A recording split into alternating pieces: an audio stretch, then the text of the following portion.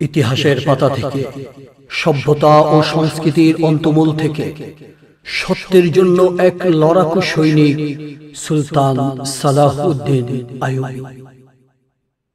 সুলতান সালাহউদ্দিন আইয়ুবীর জীবনী নিয়ে নির্মিত ডকুমেন্টারি আমার প্রাণের ফিলিস্তিন।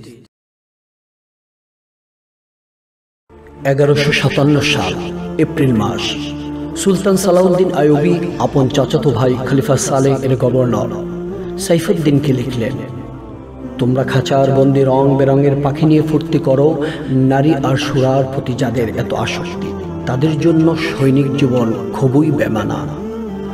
খলিফা সালেহ তার বংশজ গভর্নর সাইফুদ্দিন গোপনে মুসলিম খেলাফতের চিরশত্রু ক্রুসেডারদের চক্রান্তে ফেসে গেলেন। খেলাফতের রাজভান্ডার মণিমুক্তা হীরা জহরত দিনার দেরহাম দিয়ে এই দুই শাসক ক্রুসেডারদের প্ররোচিত ও সহযোগিতা করতে লাগলেন সালাহউদ্দিন আইয়ুবীর বিরুদ্ধে। সুলতান আইয়ুবীকে হত্যা করার চক্রান্ত আটা হলো। একদিন ঠিক কাঙ্ক্ষিত সুযোগটি এসে গেল ক্রুসেডারদের হাতে। তারা মুসলিম শাসকদের মধ্যে তালাশ করছিল দোসর। খলিফা সালেহ স্বেচ্ছায় ক্রুসেডারদের সেই ভয়ানক চক্রান্তে পা দিলেন। খলিফা ও ক্রুসেডারদের সমন্বিত চক্রান্তে দুবার হত্যার উদ্দেশ্যে আইয়ুবীর উপর আঘাত হানা হলো। মহান আল্লাহর অশেষ মেহেরবানিতে দুইবারই সৌভাগ্যবশত বেঁচে গেলেন সুলতান সালাহউদ্দিন। তছনছ করে দিলেন ঘাতকদের সব চক্রান্ত।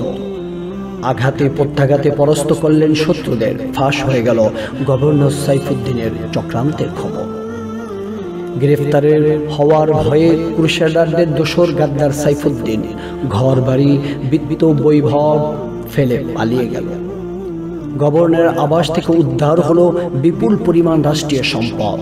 বিলাসবসন গভর্নরের বাড়িতে পাওয়া গেল দেশি বিদেশি অনিন্দ সুন্দরী যুবতী তরুণী রক্ষিতা। এদের কেউ ছিল নর্তকী, কেউ গায়িকা, কেউ বিউটিশিয়ান, কেউ মেসেঞ্জার।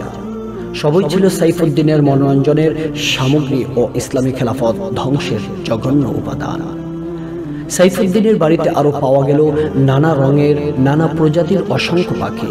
দেয়ালে দেয়ালে ঝুলন্ত ছিল বিভিন্ন ভঙ্গিমার নগ্ন অর্ধনগ্ন নারীদের উত্তেজক অশ্লীল ছবি, সুরাবর্তী অসংখ্য পিপা।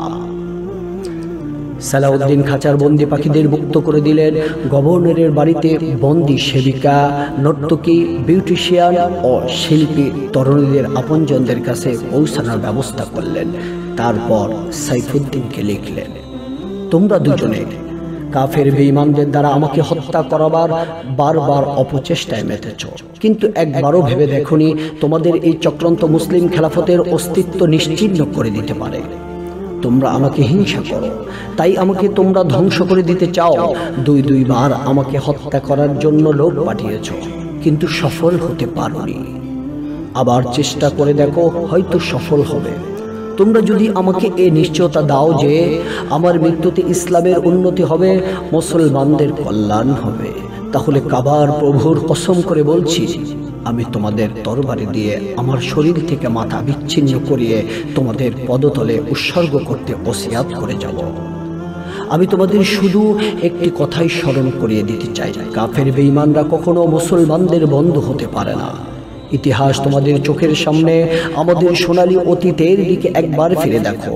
আশ্চর্য, রাজা ফ্রাঙ্ক রেমান্ডের মতো প্রচন্ড ইসলাম বিদ্বেষী অমুসলিম শাসকরা তোমাদের সাথে একটু বন্ধুত্বের অভিনয় করল, আর অমনি তোমরা তোমাদের মুসলমানদের বিরুদ্ধে যুদ্ধ করতে সাহস জুগিয়েছ।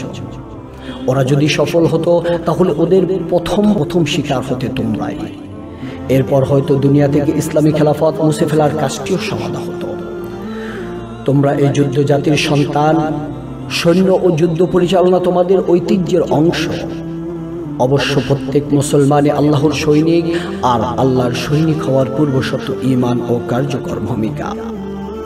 তোমরা খাঁচার পাখি নিয়ে ফুর্তি করো, মদ নারীর প্রতি যাদের এত আসক্তি, সৈনিক জীবন ও যুদ্ধ পরিচালনা তাদের জন্য খুবই বেমানা।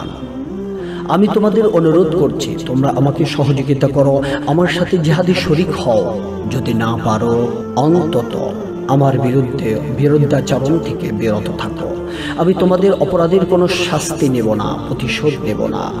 আল্লাহ তোমাদের ক্ষমা করুন, আমিন। সালাহউদ্দিন। গভর্নর সাইফুদ্দিন গ্রেফতার হওয়ার ভয়ে বাড়ি থেকে পালিয়ে গিয়ে নতুন চক্রান্তে মেতে উঠল।